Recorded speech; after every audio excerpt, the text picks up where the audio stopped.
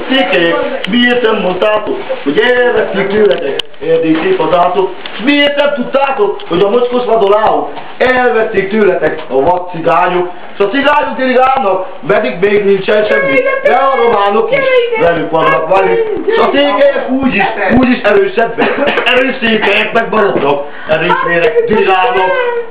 Hol vagytok székelyek? Miért nem mondtátok, hogy elvették tőletek a mocskos vadoláok? Miért nem tudtátok, hogy elvették tőletek? De esetleg még mutassátok, hogy vissza kéne venni. Az enyém volt már. Miért nem tudtátok, hogy elvették tőletek? Miért így nem csináltatok semmit sem, mert gyávák vagytok?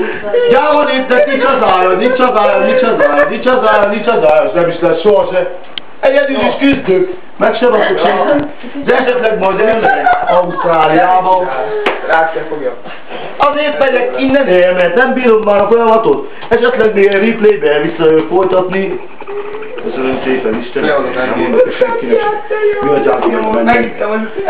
Tessék meg a tenemet. Jöjjön a te országod, legyen meg a te akaratod. Miképpen ott megy be? Én fogom a fiámat, megimel. Ennyi. Mindjárt kezdődik a másik felvonás. Köszönöm szépen.